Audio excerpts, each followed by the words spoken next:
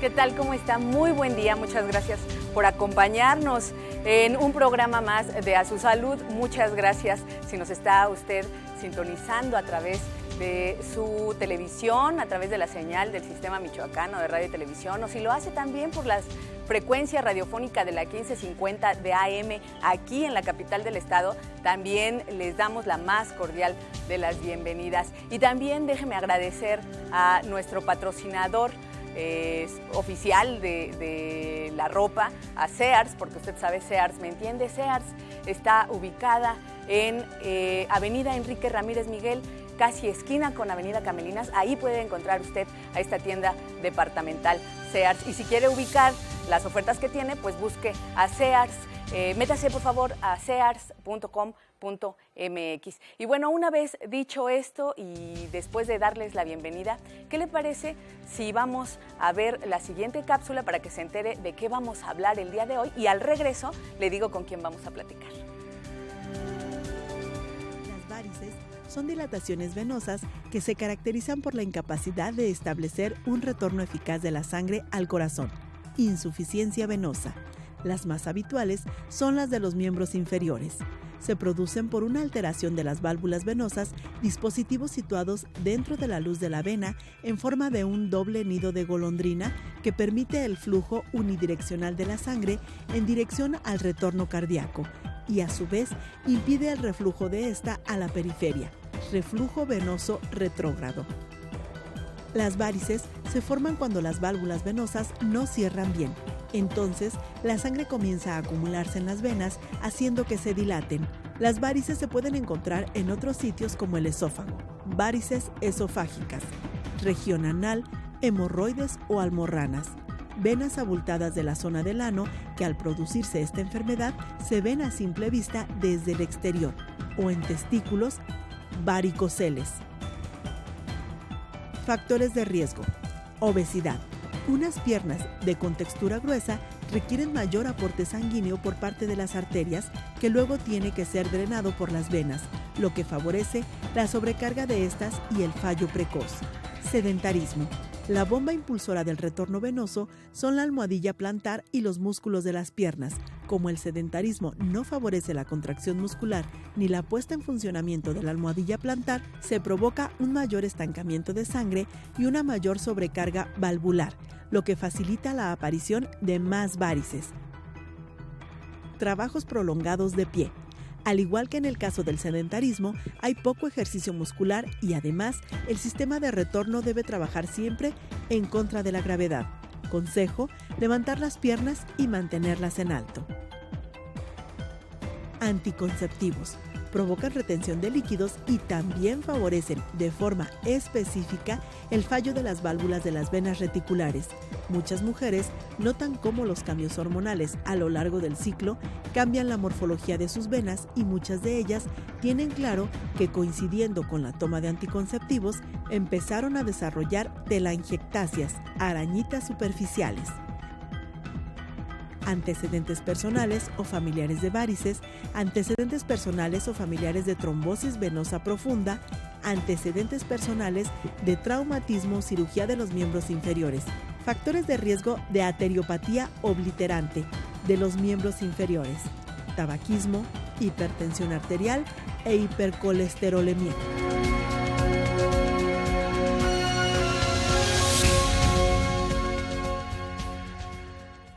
Ya escuchamos, ya vimos de lo que vamos a hablar el día de hoy con esta cápsula que nos ha preparado el equipo de producción de A Su Salud.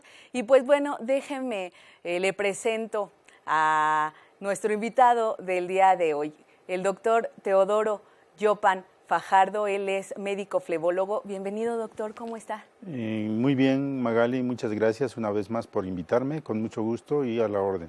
Muchas gracias. Pues bueno, escuchamos grosso modo la cápsula que nos preparó el equipo de producción de lo que se trata las úlceras varicosas en general, pero como hemos venido también tocando este tema a lo largo de varias semanas, sobre todo enfocándonos a que la salud de nuestras piernas, al caminar, al hacer ejercicio, pues bueno, también vamos activando nuestra circulación, vamos oxigenando nuestra sangre y eso también va a ser beneficioso.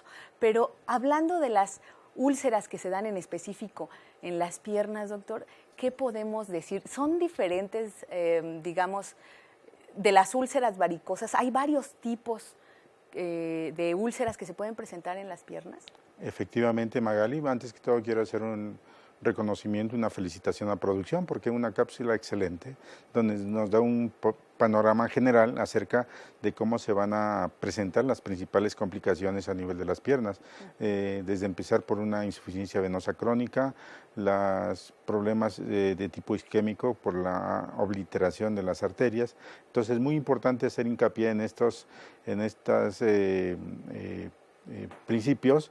¿Por qué? Porque de ahí nos va a servir para diferenciar el origen de una úlcera u otra. Muy bien decías tú de las úlceras varicosas, ya hemos abordado en oportunidades anteriores acerca de la úlcera varicosa y ahora vamos a hacer una explicación acerca en términos generales de la úlcera de pierna. Hablar de la úlcera de pierna es hablar de diferentes tipos de úlcera y sus causas. Obviamente que siempre nos referimos a úlcera varicosa porque es la que mayor incidencia tiene.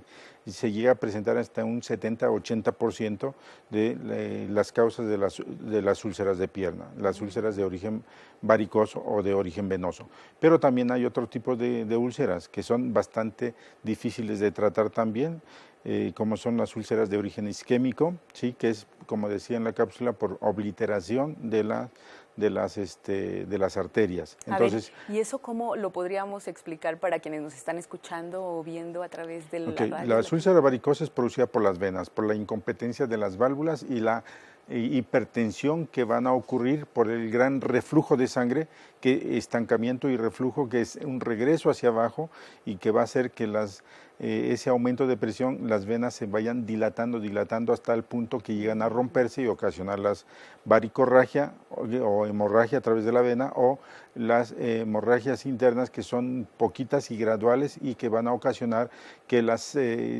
células se vayan muriendo y aparezcan las úlceras desde diámetros muy pequeñitos hasta extensiones. Ahora, la úlcera de origen arterial o isquémica es producida por una obstrucción a nivel de las arterias. Entonces, hablar de úlcera varicosa es hablar de venas y hablar de una úlcera isquémica es hablar de arterias. Isquemia es cuando se reduce el calibre de las arterias y no permite llegar la sangre oxigenada.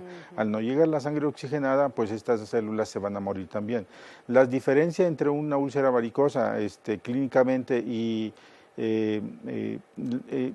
la figura y cómo se va a ver una úlcera varicosa y una úlcera de origen arterial es muy especial. Una úlcera varicosa normalmente va a ser altamente dolorosa y va a empezar a crecer en forma más rápida.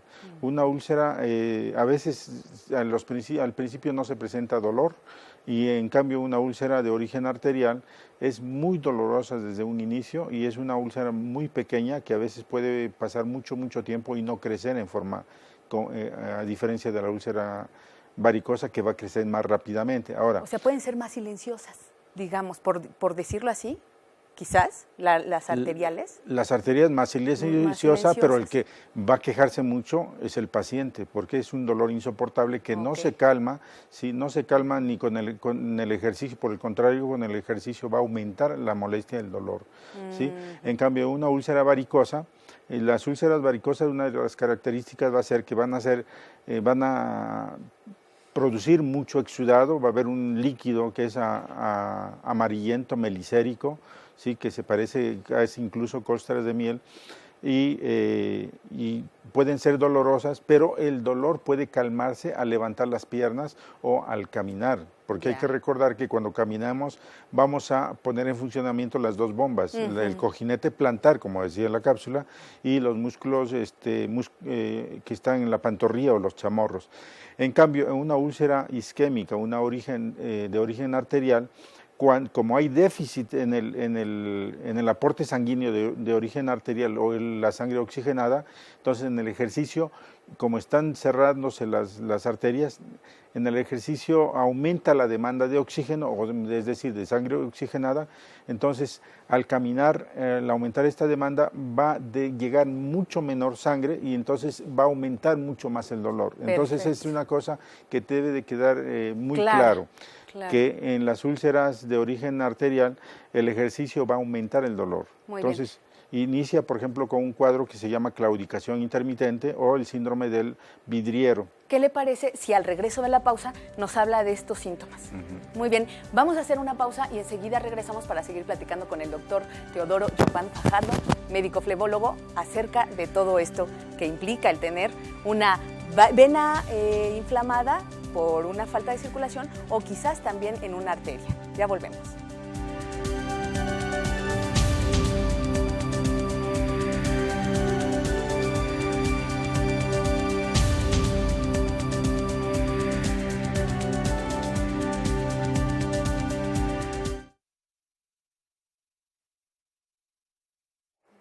¿Y te cierras? Que le cambies el micro, doctor. ¿El micro? Sí, el micro. No me lo insertes, ya así lo dejamos. Sí, sí, ya que me está fallando. Creo que me están avisando también que no. ¿Escuchas ahí, Magali? Sí escucho, nada más déjame, me pongo, sí, ya oí un murmullo, bla, bla, bla.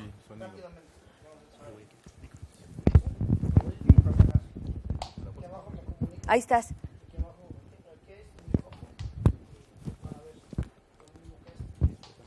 Pues, espérame porque...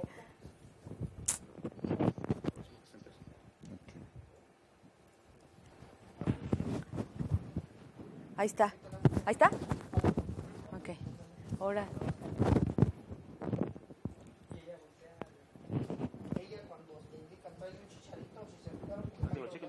¿Me bajo el chino? 1, 2, 3. Pero ya quedó, David. El micrófono mío está bien. A ver, está el micrófono de... ¿Sí? Ok. Sí. Perfecto. Ya, doc. David. ¿Puedo hablar con David? Ábrele su micro.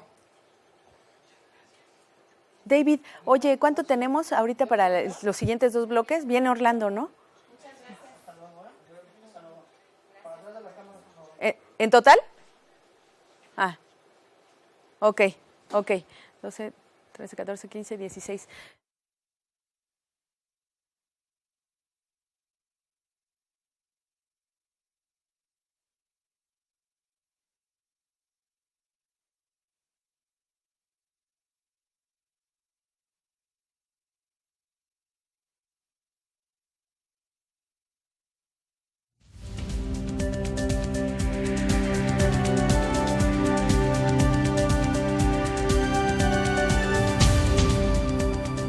Ya estamos de regreso aquí en A Su Salud. Muchas gracias por continuar aquí acompañándonos.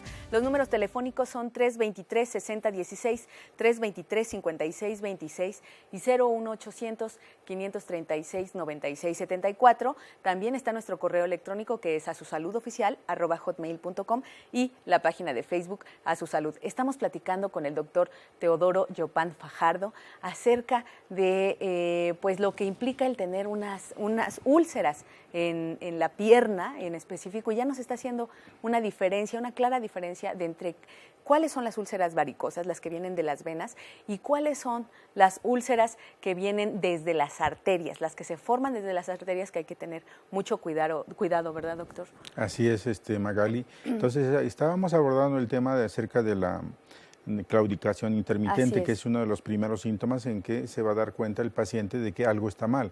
Entonces, la característica de esto de claudicación intermitente es de que va a tener problemas para la deambulación, va a empezar a caminar, pero a unos cuantos pasos va a detener la marcha. ¿Por qué? Porque va a sentir un dolor intenso a nivel de la pantorrilla, ¿sí? A nivel de la pantorrilla. Y de la pierna. ¿Por qué? Porque al caminar aumenta la demanda de oxígeno porque el músculo está trabajando, pero como las arterias de ese músculo están reducidas en calibre, están tienen obliteradas, entonces va a causar el dolor. Entonces también se le conoce como el síndrome del vidriero. ¿Por qué? Porque se dice que el primer paciente que empezó a padecer este mal, le daba mucha pena porque no era capaz de mantener una caminata. Entonces estaba pasando por un edificio y en el momento que empezaba el dolor se detenía y hacía como que estaba fingiendo que estaba limpiando los vidrios para que no se dieran cuenta que estaba padeciendo. Entonces de ahí quedó el nombre del síndrome del vidriero.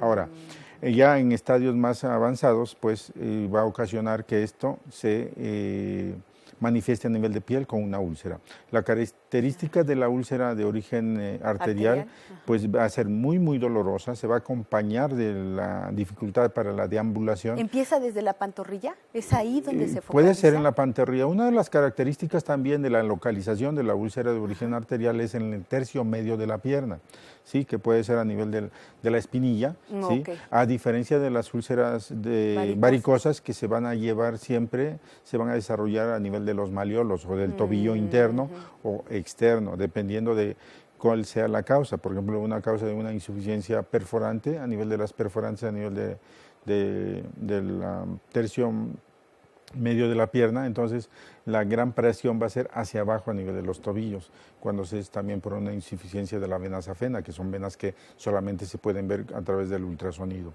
Y la úlcera pues arterial, como te decía, es bastante dolorosa, mucho más dolorosa que una úlcera varicosa.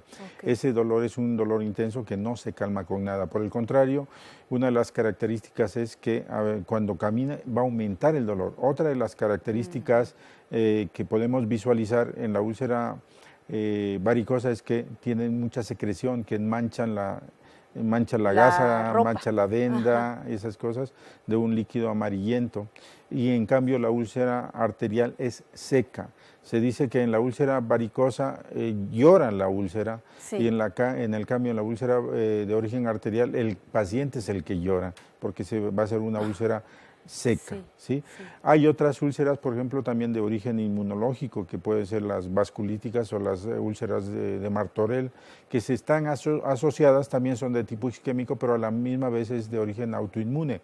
Ciertas enfermedades crónicas degenerativas como la hipertensión arterial, la propia diabetes en estadios más avanzados van a ocasionar también de que haya cambios a nivel de las arterias, y va a haber un déficit en la circulación arterial y va a traer como consecuencia estas úlceras que son muy, muy dolorosas, y su localización va a ser en el empeine del pie, en el borde externo del pie.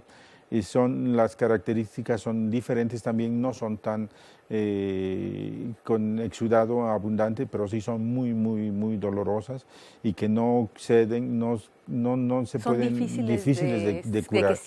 De que cierren. Entonces, ahí es muy importante. Por ejemplo, a nosotros nos llegan este tipo de úlceras, entonces tenemos que hacer un diagnóstico certero y preciso y hablar con los pacientes. Y una vez identificado la causa y el tipo de úlcera, pues va a ser el manejo también y las esperanzas de cómo vamos a rehabilitar y poder resolver este problema. Claro, y estamos viendo unas imágenes, doctor. Ahí, por ejemplo, todas estas, hay unas imágenes en donde son como llagas que están abiertas, que Así ya es. son como, incluso se ven como ya muy Ahí muy se puede añejas. ver una secuencia, ¿no? Una pierna que no tiene normal, otra que ya Sin empezó con enfermedad. sus telangiectasias, que son unas venitas rojitas, pero que tienen su causa a veces muy profunda. Okay. Entonces ahí el problema que radica en que a veces son muy difíciles de tratar, y que quede bien claro, las pacientes a veces tienen el falso concepto de que esas son mucho más fáciles. No, son más difíciles. ¿Por qué? Porque debajo hay una serie de problemas en las venas más profundas. Claro. ¿Sí? Ahí hay una vena ya más abultada.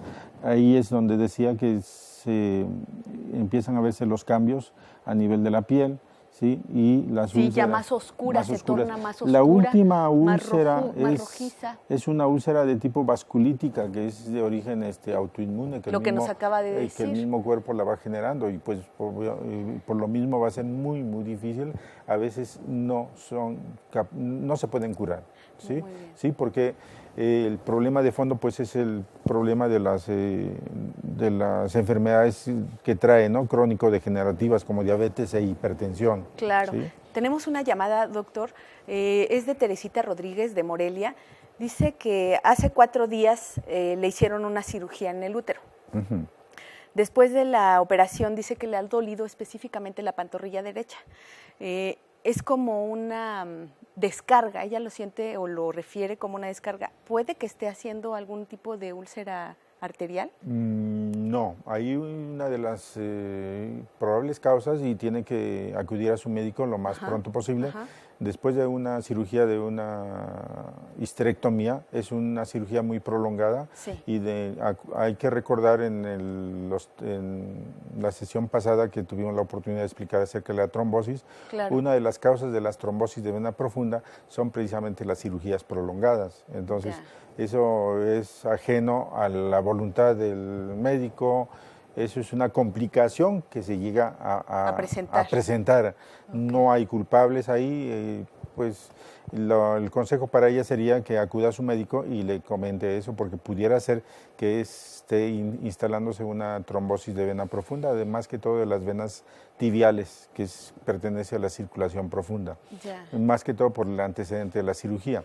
¿Sí? Entonces, más que todo, hay que recordar que las trombosis de vena profunda, las manifestaciones son bruscas. ¿Sí? Entonces, ahí la recomendación sería que acuda con su médico y que le hagan unos estudios, que pudiera ser que estuviera instalándose una trombosis. Una trombosis, pero entonces no tendría que acudir, por ejemplo, con un angiólogo o con un flebólogo. Con un angiólogo está muy bien. Puede ser con un angiólogo, pero también que cheque con su médico tratante, con el médico que la operó. ¿Por qué? Porque pues, él es el especialista y él sabe de su caso más particular. ¿Por qué? Porque antes de entrar a una cirugía, pues los estudios pertinentes que se piden, entonces él es el más adecuado en primera instancia. O si no, que acuda con un angiólogo, ¿no? Perfecto. Bueno, pues ahí está la respuesta, Teresita.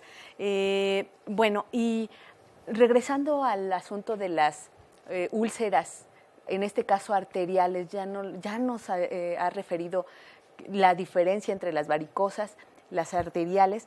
¿Qué le parece? Tenemos que hacer una pausa, doctor, pero ¿qué le parece si al regreso nos platica un poco del tratamiento brevemente y pues cómo prevenir tal vez? Claro, ¿no? claro. Muy bien, vamos a hacer una pausa y enseguida regresamos.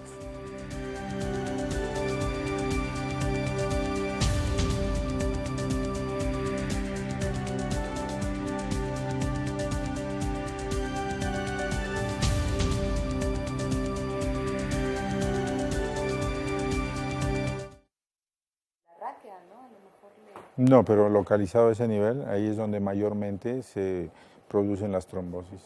Y coincide, ¿por qué? Porque una histerectomía es una cirugía a veces prolongada. Claro.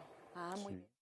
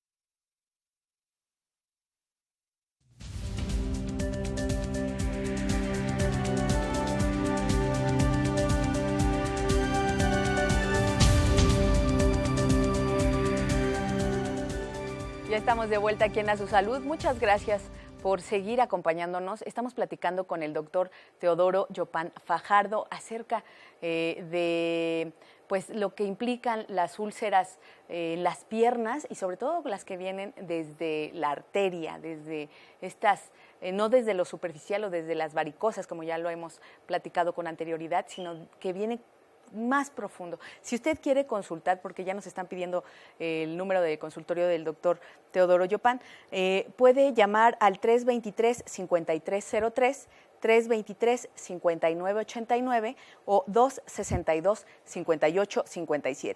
Esos son los números del consultorio del doctor Teodoro Llopán Fajardo, que se encuentra en Jaime Torres Bodet, 253, aquí en la colonia de Lomas de Santa María, en Morelia, Michoacán. Ahí está la información para quienes están pidiendo el número del consultorio del doctor Teodoro Llopán Fajardo. Bueno, doctor, pues tenemos ya muy poco tiempo para concluir esta primera mitad del programa. Hoy tenemos dos temas en un solo programa, en una sola hora, pero ¿con qué podríamos cerrar? Por ejemplo, ¿cómo prevenir y qué tratamientos? La prevención es una adecuada alimentación, ejercicios, evitar el sedentarismo, la obesidad.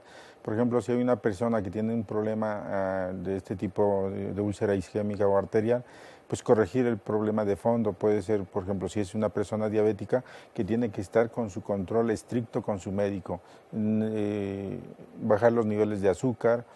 Si es una persona hipertensa, pues también mantener sus niveles de presión en los más normales posible, pero es muy importante la alimentación, el ejercicio, evitar usar prendas muy ceñidas y más que todo las indicaciones de su médico, ¿sí? Entonces, volviendo otra cosa a la llamada de la paciente, puede ser que también después de la cirugía, Teresita estando en su casa, el exceso de estar en reposo, porque a veces se tiene la falsa idea de que después de una cirugía hay que permanecer en reposo absoluto, no debe ser así.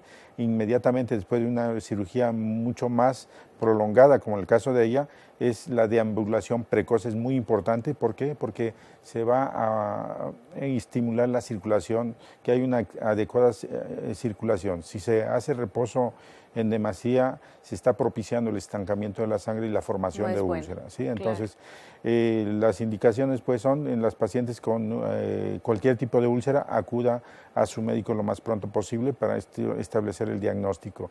El diagnóstico solamente el médico especialista lo puede establecer en una úlcera varicosa, cuando es una úlcera isquémica, cuando es una úlcera vasculítica, cuando es una úlcera de origen autoinmune, las enfermedades autoinmunes como lupus eritematoso, artritis puede también ocasionar que haya un tipo de úlceras que son este tipo, que son a veces difíciles de curar. Muy bien, doctor. Esa es la recomendación para todos los pacientes. Perfecto. Y más que todo los ejercicios. Evitar trabajar mucho tiempo de pie, evitar los sentados, evitar también estar en lugares donde es muy caliente, ¿sí? Entonces todas estas cosas nos van a ayudar a prevenir todos estos problemas. Perfecto, doctor. Pues con esos consejos cerramos este tema con el doctor Teodoro Llopán Fajardo, médico flebólogo. Con estos consejos nos vamos y esperemos que pues sean de ayuda para todos y todas quienes nos están escuchando y viendo. Muchas gracias, doctor. Gracias a ti, Magali. Gracias por su compañía y usted no se vaya porque todavía continuamos aquí en A Su Salud. Vamos a platicar con un médico cirujano dentista. ¿Qué le parece si al regreso le digo de qué? Ya volvemos.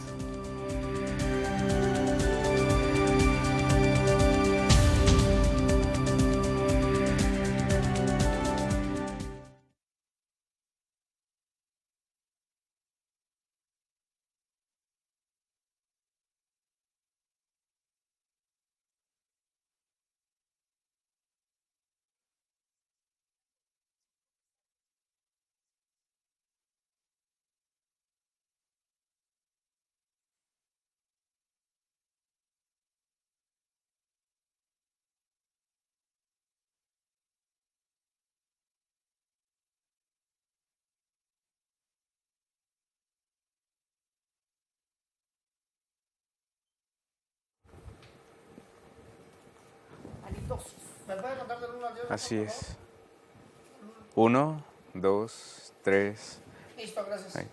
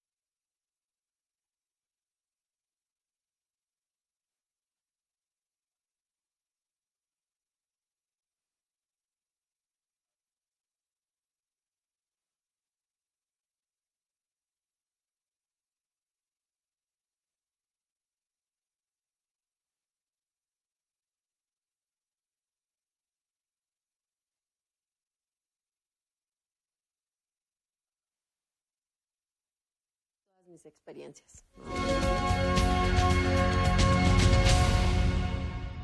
Es el olor del aire que usted exhala por la boca. El aliento desagradable comúnmente se denomina mal aliento o halitosis. El mal aliento relacionado con una mala higiene oral es el más común y es ocasionado por la secreción de compuestos de azufre por parte de las bacterias en la boca. Un aliento que huele a frutas es un signo de cetoacidosis que puede ocurrir en la diabetes. Es una afección potencialmente mortal. El mal aliento puede ser causado por absceso dental, alcoholismo, caries dental, prótesis dentales, consumir determinados alimentos como repollo, ajo o cebollas crudas, tomar café y una dieta no muy bien balanceada en el pH. Objeto atorado en la nariz generalmente sucede en niños. Con frecuencia, una secreción blanca, amarillenta o sanguinolenta de una de las fosas nasales. Enfermedad por reflujo gastroesofágico. Enfermedad de las encías. Gingivitis, gingivoestomatitis. Diente impactado. Infección pulmonar, mala higiene dental, sinusitis, infección de la garganta, tabaquismo, entre ellos paraldehído, triamtereno e inyecciones de insulina. El aliento que huele a heces se puede presentar con el vómito prolongado, especialmente cuando hay una obstrucción intestinal. También se puede presentar temporalmente si la persona tiene puesta una sonda a través de la nariz o la boca hasta el estómago para drenar los contenidos gástricos, sonda nasogástrica. En personas con insuficiencia renal crónica, el aliento puede tener un olor similar al amoníaco, también descrito como un olor parecido a la orina o a pescado. Practique una higiene dental adecuada, especialmente la seda dental. Recuerda que los enjuagues bucales no son efectivos para tratar el problema subyacente. El perejil fresco o una menta fuerte son con frecuencia formas efectivas de combatir temporalmente el mal aliento. Evite fumar. Por otra parte, siga las instrucciones del médico para tratar cualquier causa subyacente del mal aliento.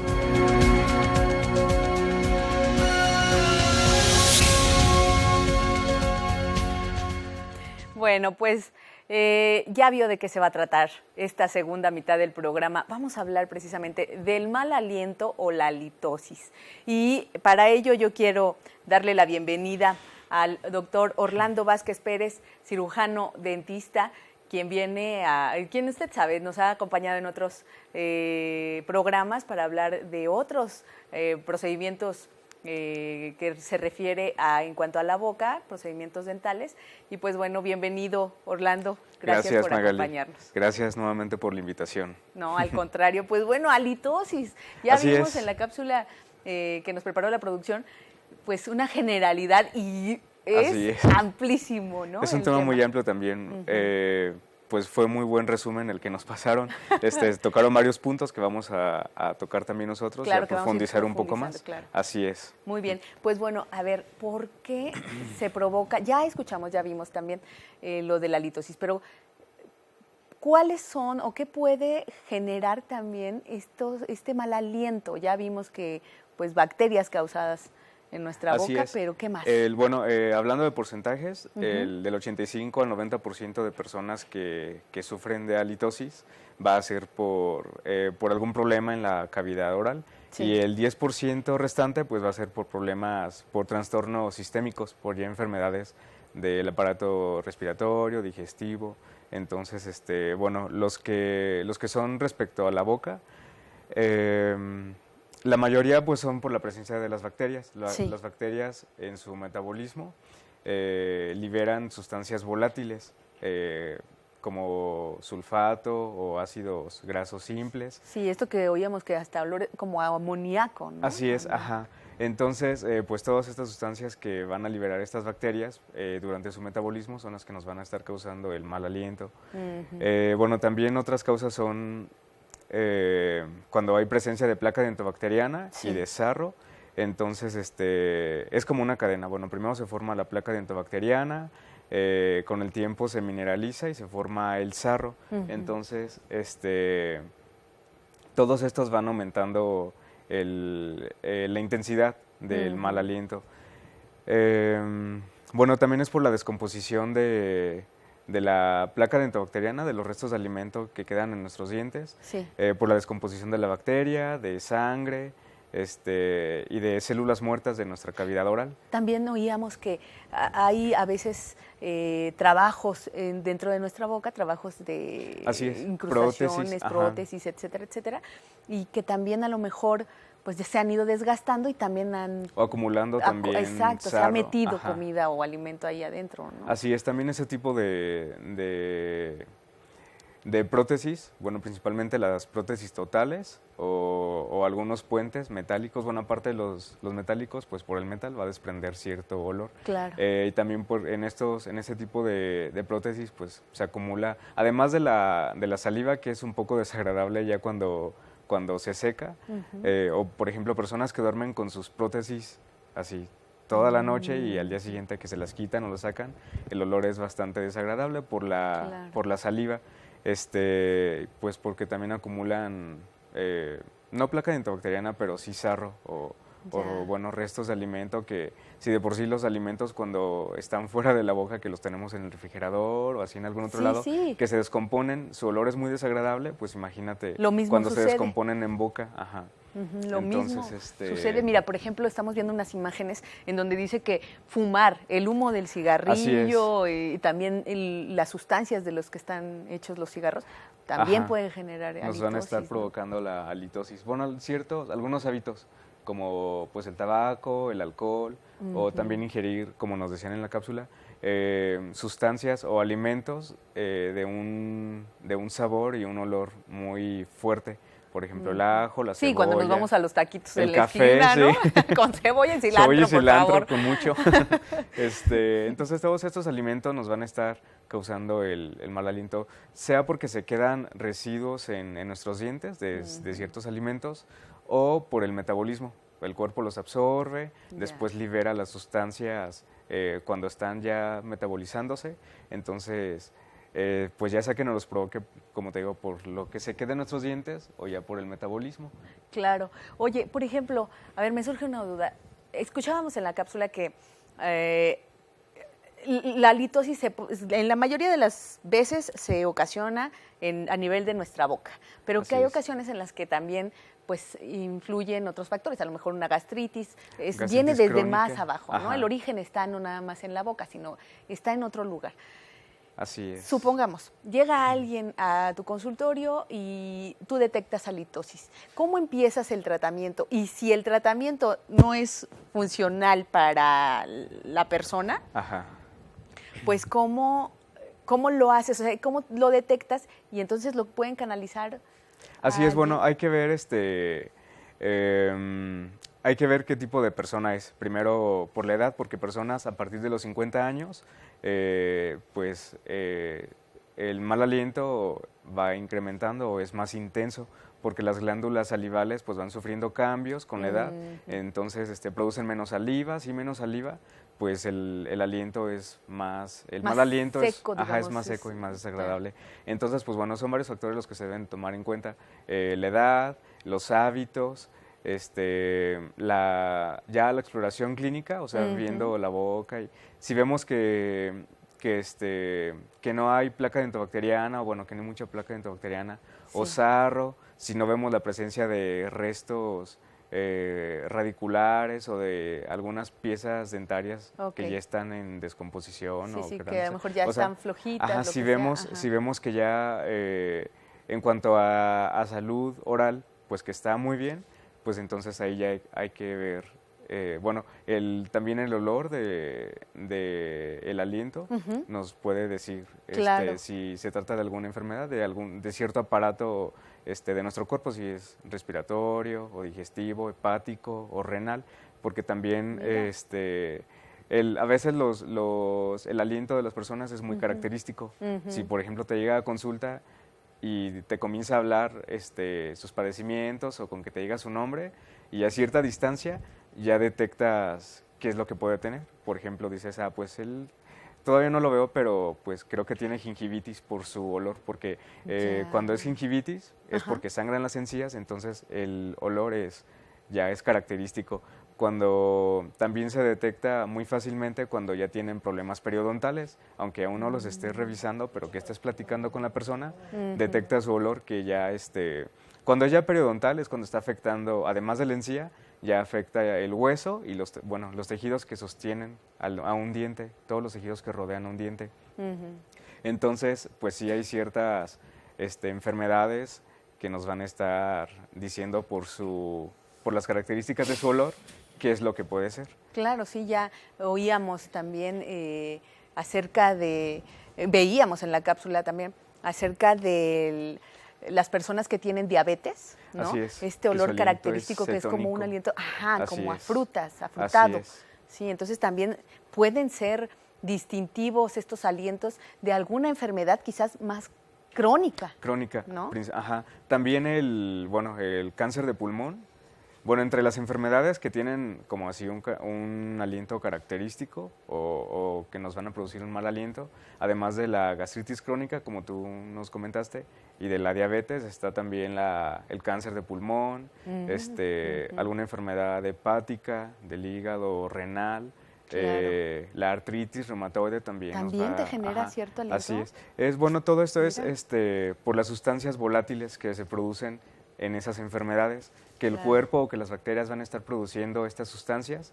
Entonces, como son volátiles, entendemos que van a emitir a salir de alguna manera, ¿no? El cuerpo está manifestando de alguna manera que quizás tiene alguna enfermedad, algún padecimiento, o que quizás hay que lavarnos más la boca, ¿no? Alguna falta de higiene, tal vez. Oye, Orlando, tenemos ya una llamada, es de Romeo López Velasco. Dice, ¿tiene cura el mal aliento? Y entre paréntesis pone amigdalitis, y si se puede contagiar el mal aliento. No se puede contagiar el mal aliento, pero como tal, ¿Pero las bacterias? Pero las bacterias sí, es a lo que iba. Si tú, por ejemplo, si una persona con su novio, con su esposo, novia, esposa, que obviamente hay besos y todo eso, se pueden transmitir ciertas bacterias que van a estar causando este mal aliento o que van a colonizar en la boca de esa otra persona. Y si sus hábitos orales no son muy buenos, entonces pues va a llegar la bacteria como si estuviera en un hotel de lujo y ahí va a empezar a hacer de las suyas. Claro. Entonces, en ciertos factores, dependiendo de qué es lo que esté causando el mal aliento, puede ser de que sí se pueda transmitir de una persona a otra, si es así por bacterias. Pero si el mal aliento pues es provocado por alguna enfermedad como amigdalitis o por algún absceso o localizado pues en algún diente, pues ahí no se más bien hay que tratarse la amigdalitis, no podría estar tanto tiempo. Así es. Habría que ver por qué está teniendo casos o cuadros de amigdalitis. Así ¿no? es. También, por ejemplo, la sinusitis está relacionada. Va a provocar también mal aliento. Hay muchas enfermedades que poco o mucho, pero alteran y cambian nuestro aliento. Entonces, pues eso es lo importante, detectar qué es lo que está causándolo y pues atacar el problema. ¿Y realmente es curable la halitosis? O sea, independientemente del grado en el que esté. O sea, por ejemplo, si está en la zona de la boca, si ahí está el origen, o si está en la zona del en otra parte estómago, del en otra parte del cuerpo, ya nos decías también en la sinusitis, ¿es curable realmente? Hay gente que de cuadros intensos de halitosis puede disminuir o puede hasta curarse. Esto es dependiendo de qué es lo que esté causando la halitosis y de la edad del paciente. Si ya excede 45, 50 años, pues como te decía, las glándulas van a producir menos saliva. Si se produce menos saliva, pues el aliento va a ser más intenso, el mal aliento, pues. Entonces, hay que ver los hábitos de las personas. Si es una persona que dice, yo me lavo todos los días, 3 veces al día los dientes, uso enjuague, pero si es una persona que fuma, que toma mucho café y que su dieta es en alimentos con olores muy intensos, entonces, pues aunque se lave bien los dientes, pero su metabolismo cuando está, cuando se están pues metabolizando los alimentos, Sí. pues va a desprender estas sustancias que van a estar provocando el mal aliento. Ya. Entonces, sí es curable la halitosis, sí se puede disminuir o se puede eliminar en su totalidad, pero hay que ver los hábitos y la edad de los pacientes. Claro, y las causas también. Las causas, si es por Muy alguna bien. enfermedad. Orlando, tenemos que hacer la primera pausa de esta segunda mitad del programa, pero enseguida regresamos para seguir platicando con el doctor Orlando Vázquez Pérez, cirujano dentista, acerca de la halitosis. Ya volvemos.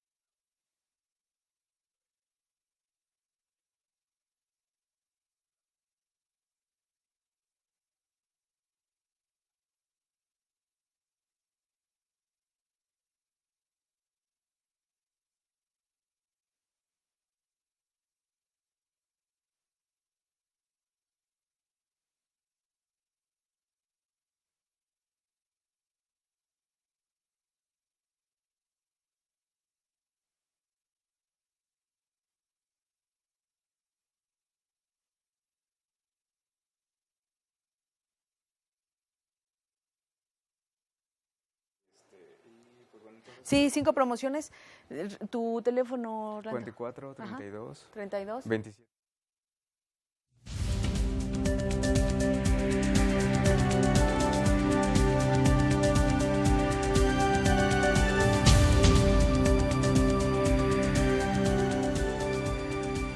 Ya regresamos aquí en A Su Salud. Los números telefónicos, si usted quiere comunicarse y preguntarle algo a nuestro invitado del día de hoy con respecto al tema que estamos abordando, que es el mal aliento o la halitosis, pues puede hacerlo a los siguientes números: 323-6016, 323-5626 y 01800-536-9674. Si usted nos está viendo en el interior del estado, pues bueno, en este 01800, que es una alada sin costo, lo puede hacer, o también en el correo electrónico asusaludoficial@hotmail.com o en Facebook en A Su Salud. Así estamos. La página A Su Salud, ahí en Facebook nos puede encontrar. Y pues bueno, seguimos platicando con el doctor Orlando Vázquez Pérez, cirujano dentista, acerca de este tema, Orlando, que bueno, pues cómo será la forma. Ya nos decía, sí hay forma de disminuirla, de controlarla y quizás hasta de contrarrestarla y eliminarla totalmente.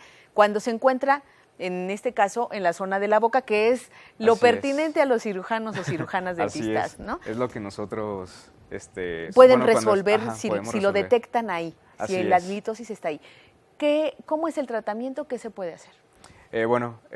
Tenemos que hacer la exploración clínica. Si detectamos placa dentobacteriana o sarro, pues hacer una limpieza para eliminar esto que nos va a estar afectando la encía y en los tejidos periodontales. Instruir sobre una técnica de cepillado adecuada. Uy, eso es bien importante. Saber cómo, hacerlo. Cómo cepillarnos correctamente. Y muchas veces no tenemos, perdón que te interrumpa, pero no tenemos conciencia de que también la lengua se debe cepillar, y hay quienes dicen que hasta el paladar. Así es, ¿no? Es lo que te iba a comentar. Además de la lengua, se tienen que cepillar, por lo menos pasar el cepillo por, algunos cepillos en la parte de atrás, en su cabeza, vienen adecuados para poder pasarlo por toda la boca, porque, bueno, además de, como te decía, de la lengua, hay que cepillar los carrillos. Los carrillos es como nuestros cachetes, pero por la parte de adentro se llaman carrillos, y el paladar. Entonces hay que pasar el cepillo por toda esa zona porque las bacterias no solamente se acumulan en la lengua y en los dientes, se acumulan en toda la boca, o sea, se multiplican y están presentes en todas las áreas de la boca. Entonces es por eso que hay que pasar el cepillo por todas esas zonas, bueno, por las zonas por donde se pueda. Claro. Las que nos van a provocar náuseas o así, pues no. Claro, pero sí intentar cepillar toda nuestra boca. Así es, todo. Pasar el cepillo, bueno, ya si quieres, si nos queda tiempo, ya al final o si no en otra una sesión, en otra ocasión, nos traes una sesión ahí sí, una a lo mejor una técnica de dentadura cepillado. y poder ver cómo Para es la hacerlo. técnica de cepillado. Así es, y bueno, se debe de complementar con un enjuague bucal que tenga agentes antisépticos, clorexidina principalmente, y pues con el hilo dental. Entonces, estos son complementos. El enjuague bucal no va a sustituir al cepillado dental, porque muchas personas dicen, bueno, no me alcanzo a cepillar, pero me pongo enjuago ya. con el enjuague y así bucal. están todo el día y no. Entonces, el enjuague bucal no va a eliminar la placa dentobacteriana ni el sarro. Entonces, es solamente como un complemento para la limpieza. Para la limpieza. Ajá. Puede ser bacteriostático o puede matar algunas bacterias, pero en cuanto a placa dentobacteriana y sarro, pues no lo va a eliminar. Fíjate que tenemos una llamada. Preguntan si con agua oxigenada diluida en agua también se pueden hacer enjuagues bucales. ¿Qué tan bueno es esto? Pues algunas personas lo hacen, pero no es muy recomendable porque puede afectar principalmente los tejidos duros de los dientes, el esmalte, pero bueno, yo no lo recomiendo. Es mejor los enjuagues comerciales, los que te encuentras comerciales, porque también muchas personas puede ser de que usen el agua oxigenada, pero no van a saber exactamente en qué concentración, entonces puede ser que en lugar de estar de obtener un beneficio, pues a la larga llegue a perjudicar su salud. Claro, o los dientes. Ajá. Claro. Estamos viendo precisamente, bueno, ahorita nos está poniendo la producción las técnicas del cepillado dental, que bueno, sí es muy importante tomar en cuenta esto. Así ya nos decías, es complemento también a lo que puede estar haciendo en el procedimiento terapéutico, por decirlo así, el cirujano, la cirujana dentista, aunado con eso un cepillado dental, ya nos dices un enjuague bucal, pero que sea antiséptico, nos decías. El hilo dental. Así es. Mucha gente cree también, ahora que también nos platicabas acerca del enjuague bucal, que hay personas que creen que esto sustituye el cepillado dental, mastica chicle, pero ¿qué tan bueno es esto? Digo, fuera del aire tú nos decías, es muy importante la producción de saliva a cierta edad para que no esté seca nuestra boca y esta producción de saliva pues nos ayuda. Así es, si no consumimos mucha agua durante el día, bueno, el promedio, todos sabemos que debemos de consumir 2 litros en promedio para nuestra salud en general, pero en cuanto para la producción de saliva, pues sí se debe consumir de 1 a 2 litros, ya que el 90% de nuestra saliva está formada por agua, entonces si no consumimos el agua, el total de agua que debemos la que necesitamos, diariamente, pues nuestra saliva va a disminuir en cuanto a su calidad y su cantidad. Entonces, y si disminuye nuestra saliva, aumenta el mal aliento, la halitosis. O sea, puede ser un factor para que se pueda dar la halitosis. Así es.